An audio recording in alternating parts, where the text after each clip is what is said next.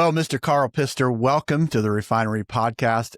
Just like any other day or any other time we get to be on the line, it is so good to see you. And so I really appreciate you taking some time out of your schedule to jump on the line here with me. Completely appreciate the invitation. It's been about 5 years since we started this collaboration, and happy to be on your podcast.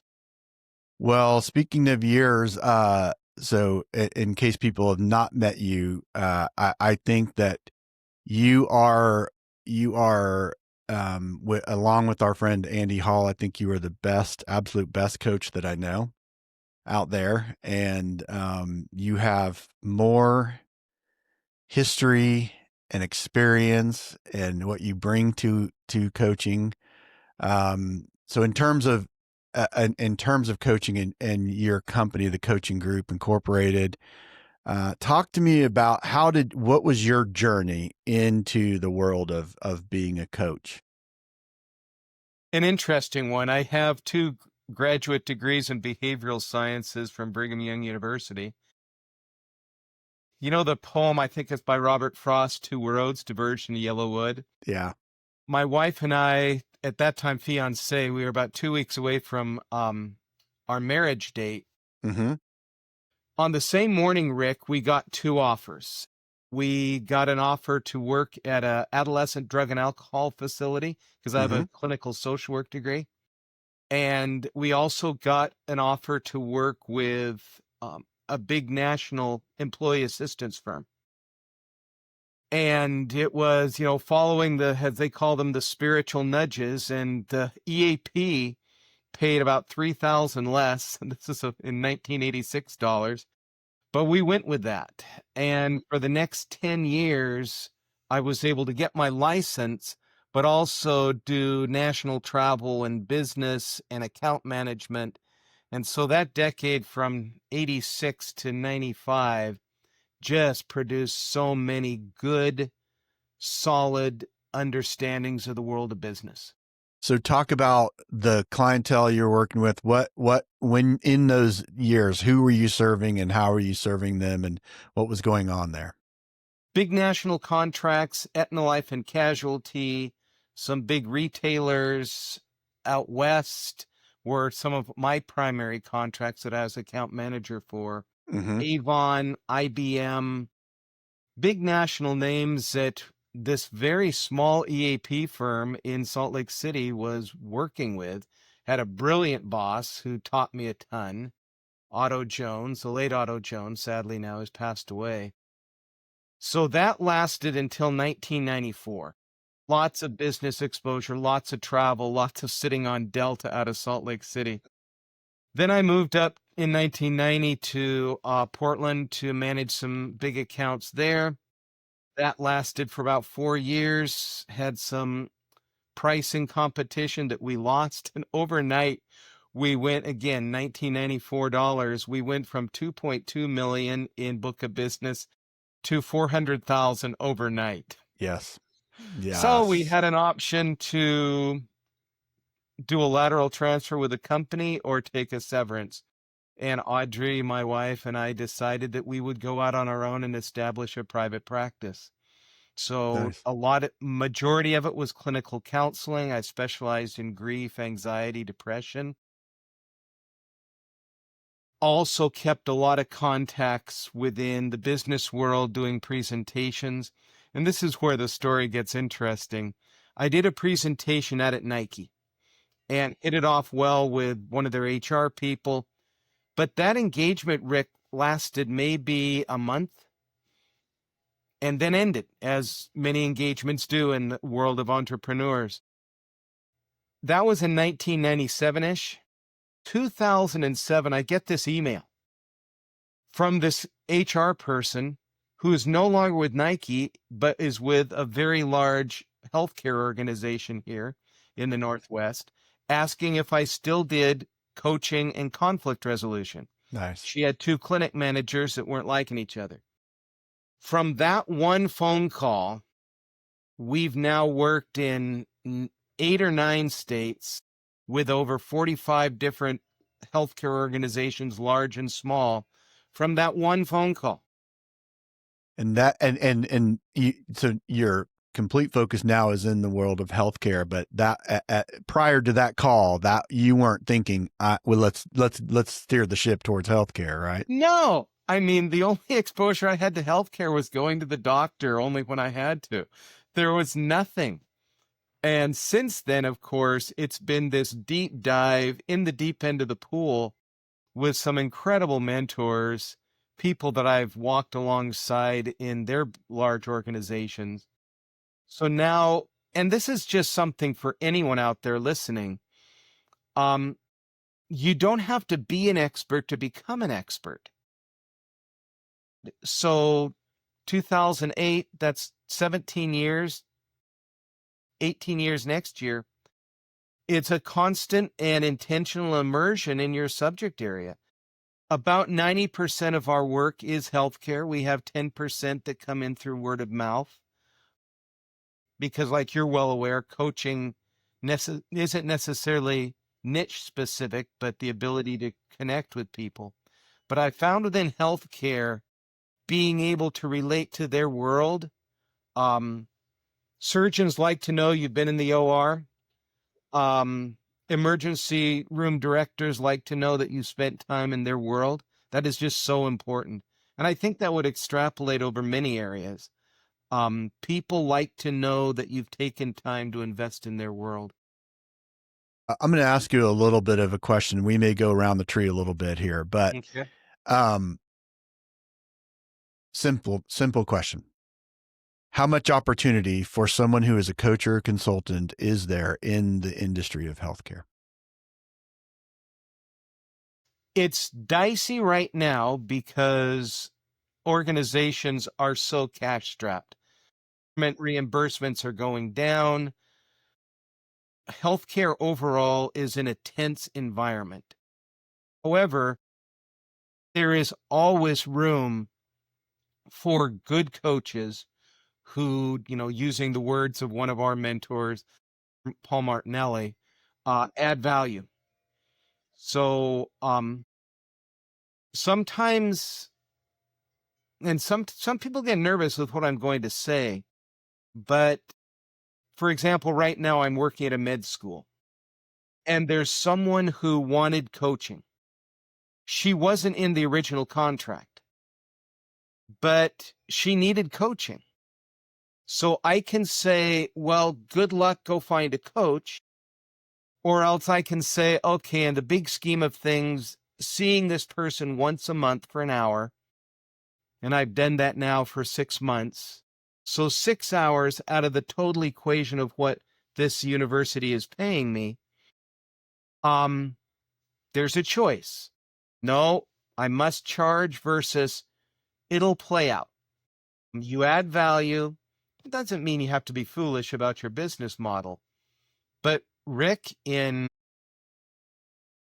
35 years of doing this work, I've maybe lost 10, 15,000. Yeah, you're talking about a faith journey, aren't you? In Jeez, that, yes. yeah, Oh, yeah, yeah, we could spend a lot of time on that one. yeah. As an entrepreneur, Rick, I don't know how anyone could be on this journey of cash flow and not knowing if a contract's going to go through. But if he can help David take on Goliath fairly successfully, I don't believe miracles just happen in the Bible. So Yeah. And I think related specifically back to what you were saying in terms of, hey, 6 hours of my time in the whole thing. Well, you can't outgive God, right? That is definitely, you've proven that comes back, right? There's a way of it's finding its way back to you, isn't there? always, it's many times in the timing of heaven, which sometimes isn't exactly Carl's timing, but it will come. It will. And, another great mentor of ours, John Maxwell, when he goes down the faith path many times, if you're not a person of faith, no problem. Just hear us out, because it certainly works in my end of the world. And it does come back. always comes back. I think, what is it? Cast your bread upon the waters and it shall Hmm. return fourfold. Yeah. Um, the promises of Malachi of bring all the tithing. You can't outgive God. Hmm. And for those who haven't been on that path, it's kind of, oh, please. For those of us who have, it's, oh, thank you. Yeah, for sure. For sure. So let me ask you this. In your background prior to getting into this world of coaching was very heavily counseling based, and Mhm. that wasn't all, but how has the counseling experience for you informed your coaching, and how does it continue to do that? Great question. Within the world of coaching, there is, of course, the huge dichotomy of you can't counsel someone you're coaching. And I agree with that. You Hmm. really can get in, especially a coach going toward counseling. If you don't have a solid background in the in the behavioral sciences and know some of the deeper psychology, you can get yourself in hot water really fast. Equally, as a counselor turned coach, you can get yourself in trouble by going down the counseling path, which I've done for decades. I've been a counselor and a coach. Obviously now the clientele doesn't bring counseling problems into the coaching setting. But what I see, Rick, and I'm thinking of a surgeon I'm working with, um, if I didn't have a behavioral science background, I would be missing so much of what he brings to the table and the struggles he has. Now, do we go down that path of you need to get professional help? No. But I can see nuances in behavior that I can address without ever being a counselor. And so I just am so grateful for the degrees, the learning, and the years of sitting as a counselor. Because I know when I went through my coach certification, we spent a lot of time learning how to listen.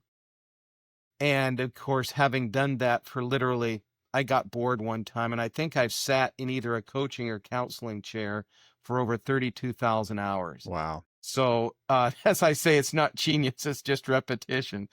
But um, having that level of understanding of dynamics, I now do a lot of corporate mediation work, and the hundreds and thousands of hours that I spent with couples doing couple therapy, Yeah. it just now, I take it from husband and wife to two clinic people who aren't getting along. It's it's all parallel. People aren't seeing each other's stories. They don't want to listen. They don't want to give in. So it all blends in, and it's just amazing how the path, if you pay attention, contributes to the present. It is. My brother calls that leapfrogging, like you lily padding. He says, you go this far and then you go to the next thing. Let me ask you this: what do you see? You mentioned some of this, but what do you see right now are the unique challenges in healthcare that you are intervening with and interacting with people around? Highly educated people who have no idea what the next steps are going to be. There's no roadmap forward right now in healthcare. Okay. There's no precedent they can go to and say, this worked, and now we can refine it and make it work again. It is completely a roll of the dice. And just because of major funding cuts, as we talked about, it is a world that is evolving almost day to day. There's some institutions, Becker's Hospital Review, which comes out daily with important information. There are some institutions, I don't know the whole math behind cash on hand for a big corporation, but I know there were some on that list that have less than 80 days cash on hand. And that's, I mean, when you're grinding through maybe $1 billion a month in expenditures, that can go really fast. And so, and there's some that are doing better. They have 400 or 500 days cash on hand. but it's this feeling of how do I, and I guess this would be the major area people are coming to me with. How do I lead as an inspiring leader when I see cliff after cliff in front of me? Knowing that the people I'm talking to today, because of what I know, may be out of work in another half a month because their unit, their service line is not profitable. And we've got to get rid of any drain we can. So I'm trying to inspire, and at the same time, I know things I can't share because I'm not sure yet. And these are caring, good people. Some are physicians that are in leadership positions, others are non-medical that are in hospital leadership, masters of healthcare administration.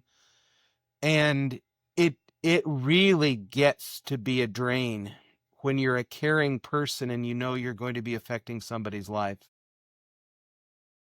What are, other than government funding, what are some of the other factors that are contributing to this sort of ever evolving equation?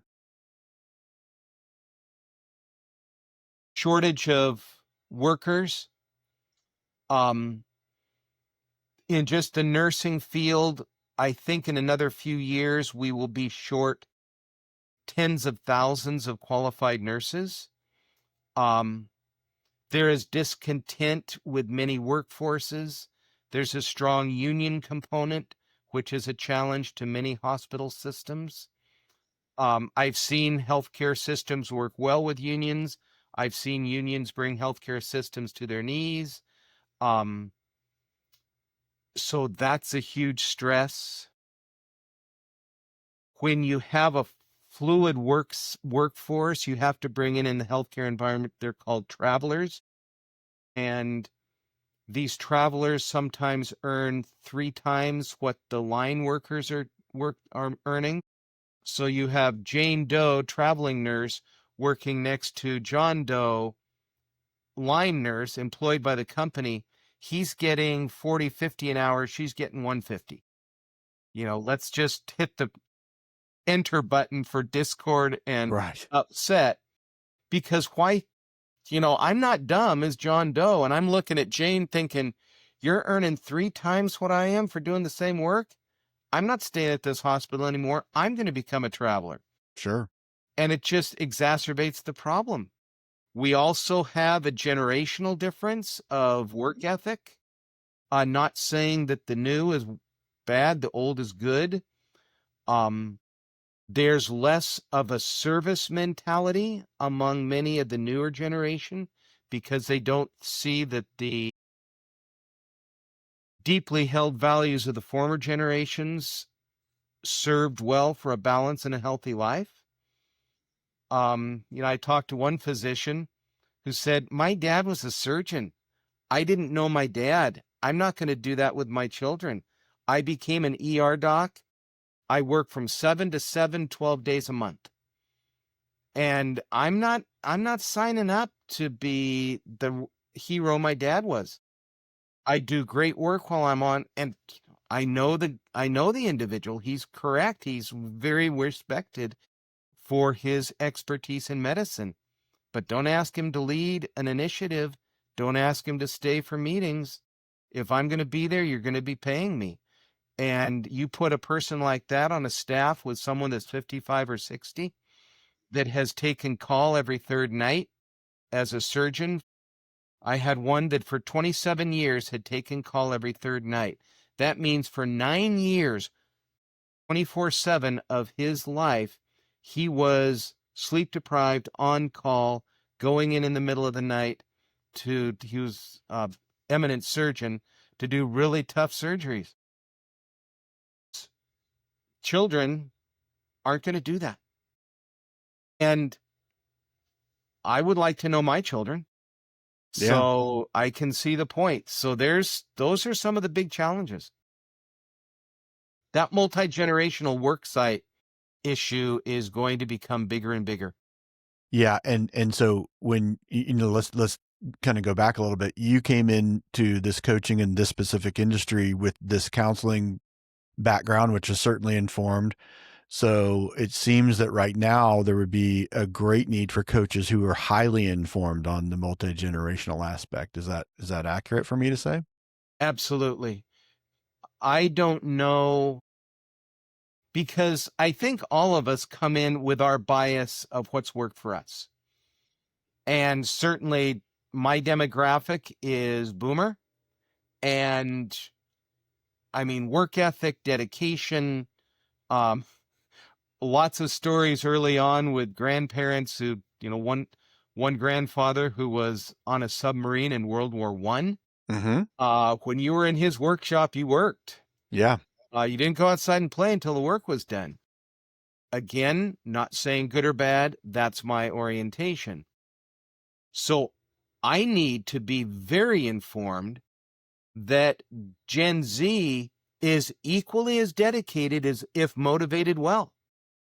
But there's different motivations and there's different mental health issues that generation has struggled with due to iPhones and COVID and some societal factors. If I just put my lens of you got to toughen up, not going to work. It's not their language. Yeah. They will be highly motivated if motivated and inspired.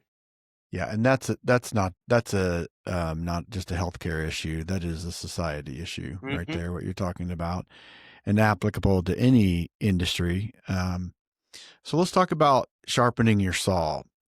What one thing that and I think I've made this comment to you before when you and I have been on the line. What impresses me about you is what I know is all the books I see behind you aren't just things you threw on the shelf collecting dust. Those books have come through you. I know that you're definitely constantly sharpening the saw. What kind of things are you doing to sharpen the saw?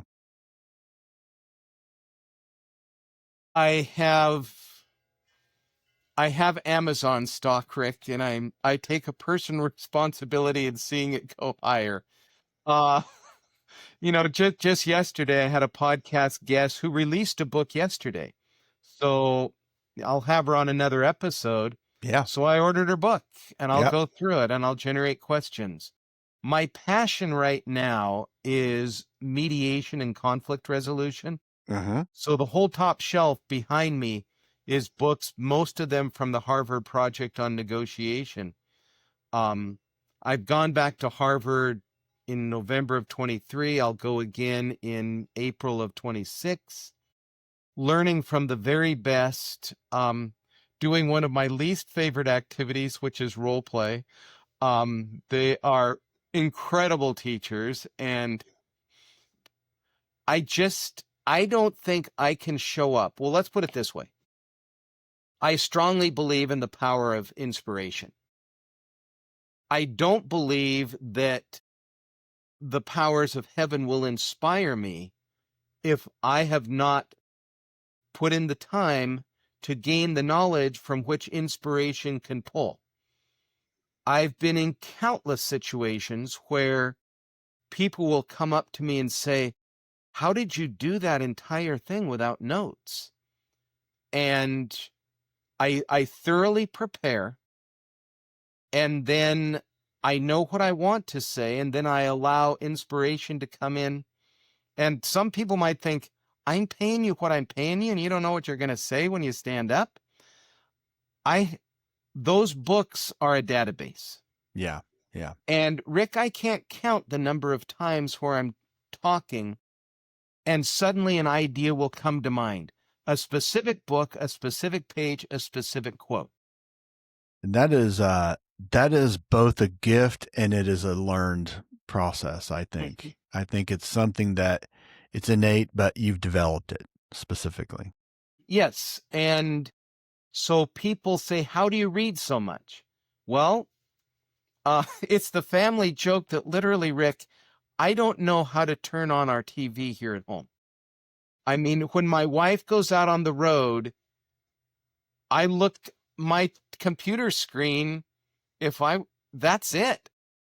Why am I that technologically challenged? Because there's so much I want to learn.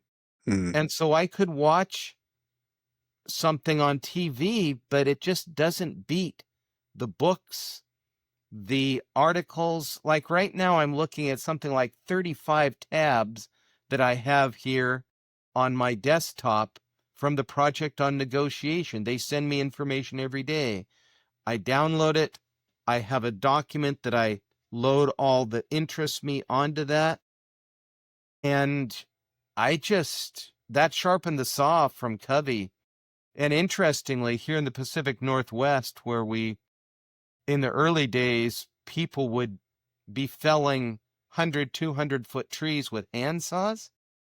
And if that saw was not sharpened, your day was really miserable. It was said many times in the lumber camps that the saw sharpener was the most powerful person in the camp, because if he liked you, he made your saw hum.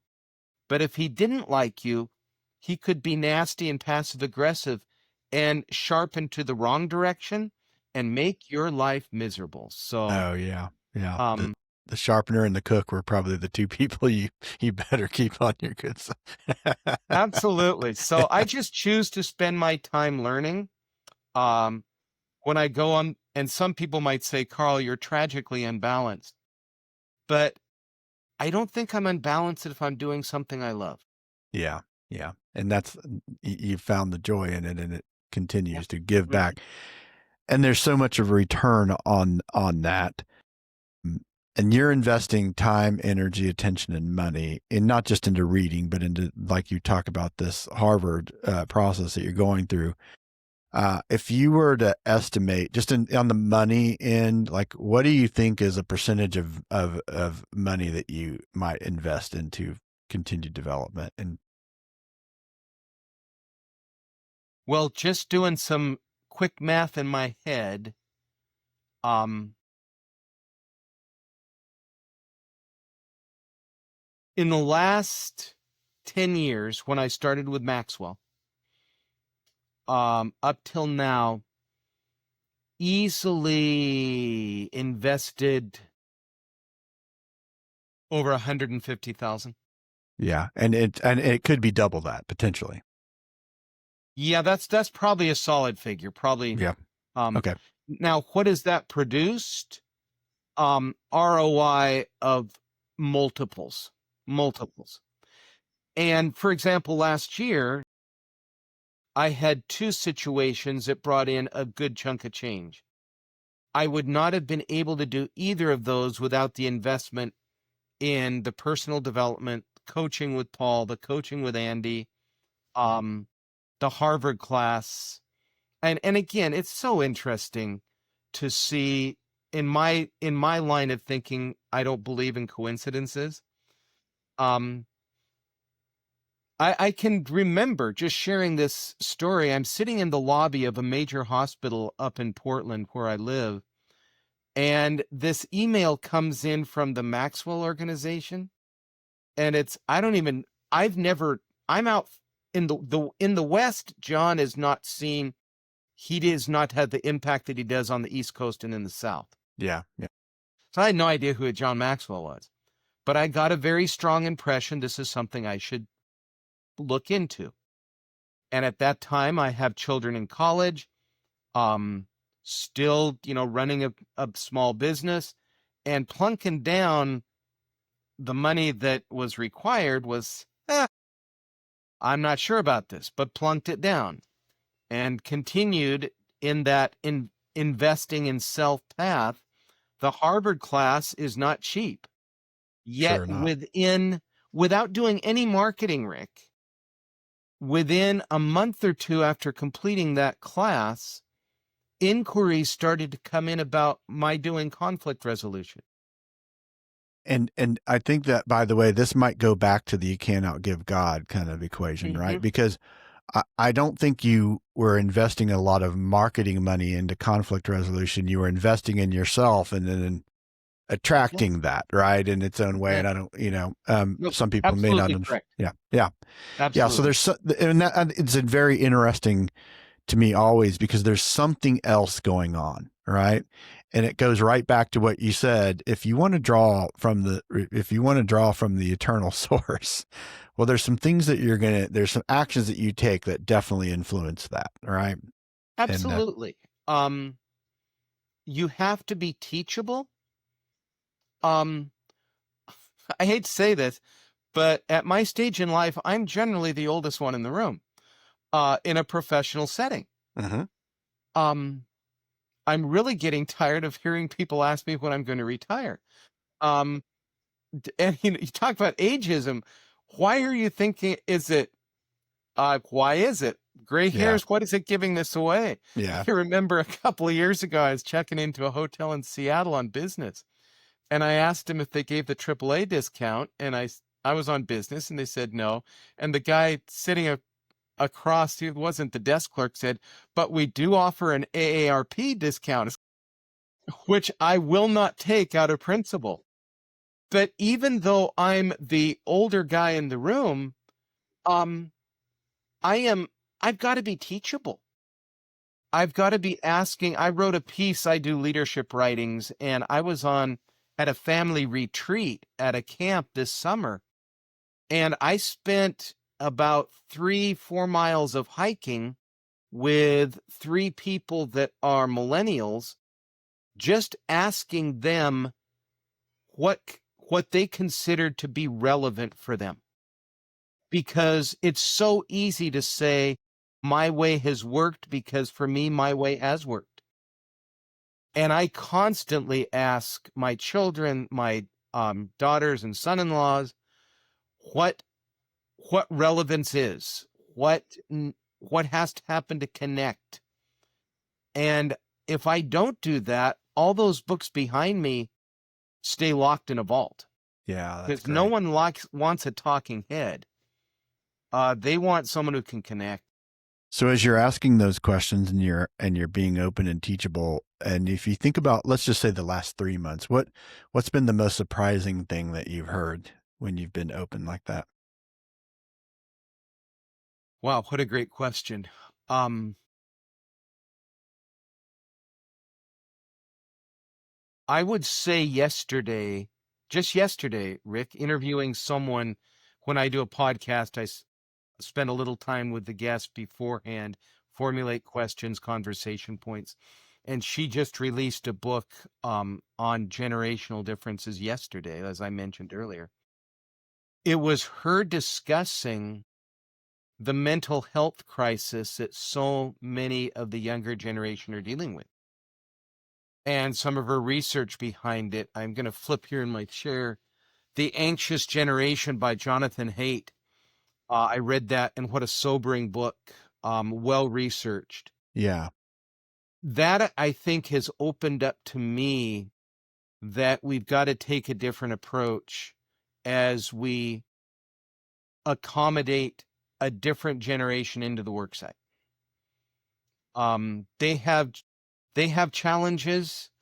So did boomers, because a lot of the boomers, Tom Brokaw's book, The Greatest Generation, we were raised by the greatest generation, you and I were. And that generation had some real mental health challenges. They just hid them. Yeah, it was quiet, Um, right? exactly. Yeah. Stoic, quiet. I've seen horrible things in war. Mm-hmm. I'm not going to talk about it, but it's going to affect every single day of my life. Yeah, and they were And raised by the silent generation, so they learned that, right? yeah, Yeah. exactly. Didn't mean to interrupt you there, but um, yeah, well, that is, and when you consider the implications of that, and especially you're seeing it in the workforce every single day, and what that means for that generation's children and their grandchildren, and how that might influence future generations. It's good to be able to understand that better, right? And I think understanding it's crucial. What is also important is not to, in accommodating the understanding, I think those of us who have a more optimistic view of life and leadership and results and what leads to great results, I don't think we can abdicate the role of inspiring a generation who has not been inspired. They've been scared to death. And so as I've worked with many youth in various settings, I think the connection through understanding, but then the inspiration, one of my favorite quotes on leadership, acknowledge the present, cast the vision. If we can't cast the vision that their life up to this point has been anxious, but they can beat anxiety, they can get on top of it, they can truly, using all the sensitivity traits that they bring in of caring for others and concern about others, and help them see that they don't have to be fearful. I think that's huge. Who would want an employee to live in fear? Right. Yeah. Well, Karl, it's none of your business. That's their personal life. It's their personal life until it starts to affect their work life, which is almost 1,000, 1,000. It's Yeah. there. From day one. Right. Yeah. Yeah. Yeah. So Absolutely. this, Hmm. and knowing them well enough, an excellent story on this. I'm working with a senior VP several years ago. He is the go-to person in a multi-billion-dollar organization. Amazing guy. Call him John. John is the go-to person at all levels. He just gets things done. And he was noticing, though, with his team, about 15 people, many of them a generation younger. He's in his mid-50s, so he's talking about people 25 to 30. And they were clones of John. He'd hired really well. And they were go after it, do it well. And he said, "But Karl, I just feel disconnected from him." So I said, well, start interviewing all of them once a month. Well, what do I talk about? Well, don't talk about work. Talk about who they are. As much as you may hate it, what's the name of their cat in the picture on their cubicle? This was pre-COVID, when we still lived in cubicle land. And he said, well, Karl, how do I do that? Well, just sit down and ask them questions about themselves. And so the first round was, okay, John, what are you getting at? And they tell the cat's name, but then it was instantly, and this is my project, wanting to impress the boss. Hmm. And over time, they understood that these conversations were just about them. Last time, Jane, you said your mom was under the weather. How's she doing? Well, now she's in a care home, and it's okay.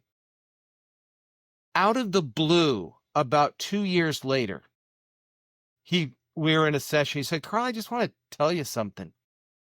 Ever since we started those interviews, and this is a guy who couldn't breathe without an Excel spreadsheet. I mean, it was just everything is data.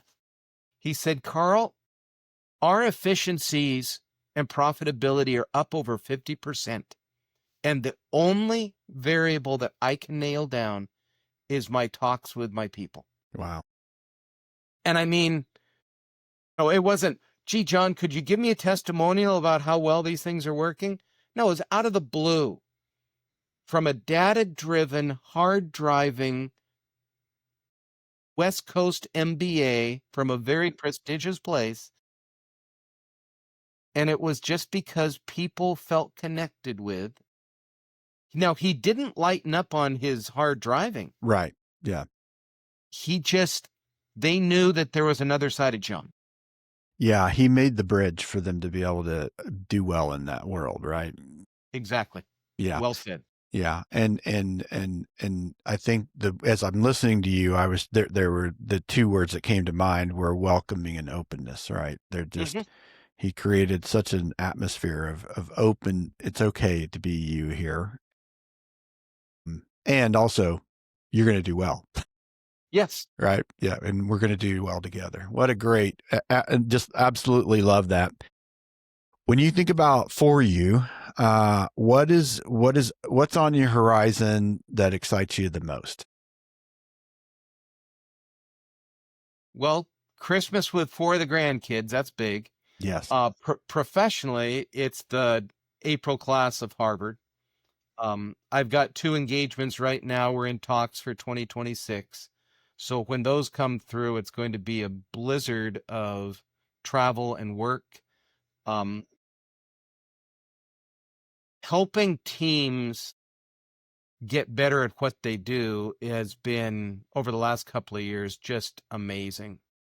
I stumbled on what I call the Medford model. It's named after a organization down in Medford, Oregon that I did this with.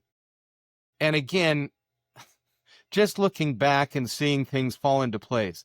So I know the CEO really well, and I just met the CMO, great guy. And they wanted me to come in and work with their senior team. So they met from 4 to 7 once a month. So I'd fly in and work with them. And my first meeting with him was really lousy because I had Karl's agenda. And, I've been at this a while, so, and I'm being a little sarcastic here. So Karl's agenda, Rick, was really good, except it didn't do anything to move the needle. Well, then Alaska Airlines changed their flight schedule. And the only way I could get in there for a 4:30 meeting was to show up on the 7:30 a.m. flight. So I'm sitting there all day. I told the CEO, I'm on site by 9 o'clock. What if we just opened up my schedule to have half-hour interviews with all the team? Well, that filled up really fast. And so what it was, from 9 to 3:30, I'd interview people. How you doing? What's your biggest concern? What would you like to bring to the team tonight? Etc. Well, I can't talk about that. It's okay if I bring it up. And then from 3:30 to 4, it was collapsing 6.5 hours of interviews into somewhat of a framework and then guiding him through. And Rick, it would be so funny because he'd come up and say, Karl, that was the best 3 hours we've had. It's like you knew what was on our mind, and it was, well, actually, I do, because you told me in 6.5 hours this morning. It's kind of, oh, yeah, we did. And so for the next 5 months, we did that. And the needle just whipped. And so I've done that this year to med school. And in the morning, I'm there from 8 to 12:30.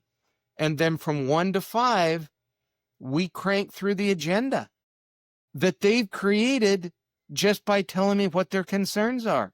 I never share anything without their opinion or without their permission, but I've never heard someone say, nah, I don't want that brought up. It's just, I'm afraid to bring it up. So, John, you mentioned this morning that this is really pulling at you. Can we ask the team to chime in on this one? Somehow Karl bringing it up makes it easier for John to discuss it. And then I see in the subsequent meetings that John doesn't need Karl to bring it up anymore. And it's just been magical. What a great discovery. That is so great. Yes. And it was, again, if Alaska Airlines hadn't changed their flight schedule, I'd probably still be trying to force people into the amazing Pister template. Amazing. It wasn't working. And so now I've used this in 3 different settings, all with really good results. Absolutely love it.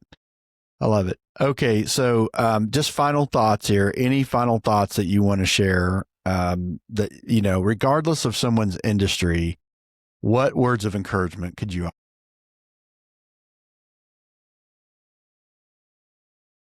What is that quote that we've? And help me with this quote. Blessed are the learners, for they shall inherit the world. And while the learned will awake to a world that no longer exists. I just butchered that. That's a Hoffer.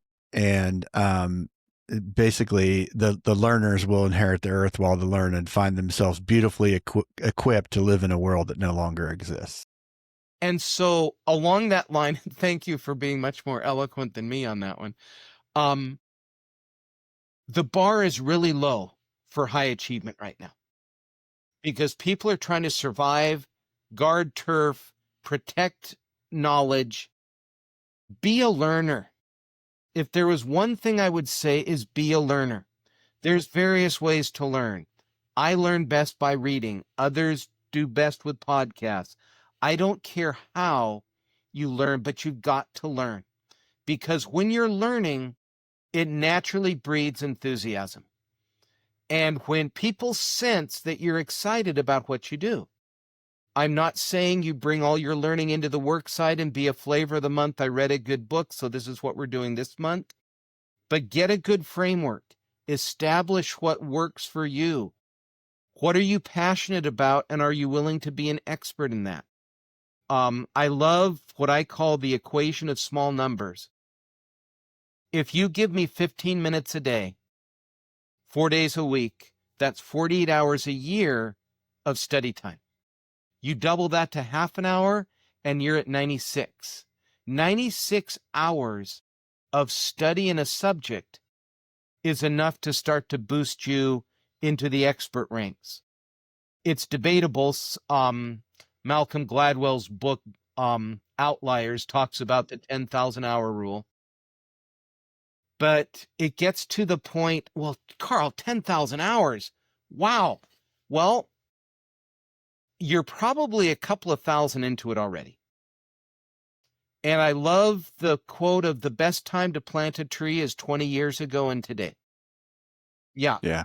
Yeah. I looked out at 2 gorgeous, tall, 45-foot maple trees in my backyard, and they were planted 40 years ago.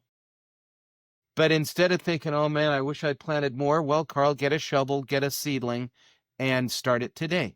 So, but you can't cheat.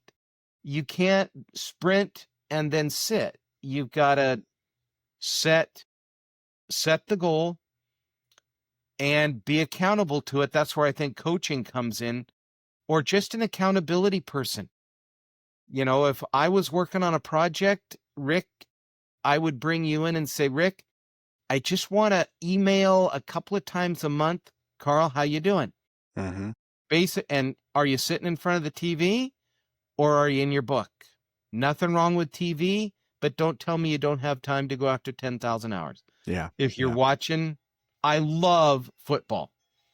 But I found that I can get on YouTube and get 10 minutes of highlights and see the whole game, or I can sit through 3.5 hours of ads and timeouts, and it's about the same effect. So so not to ramble, be a learner, be intentional about it, have a plan, buy the books, get the subscriptions, and be accountable. Excellent. Well said. And thank you so much. I know your time is incredibly valuable, and I value your time here with me today. So thanks once again for being a guest on the podcast. Thanks for the invitation. Great questions. It was fun to talk.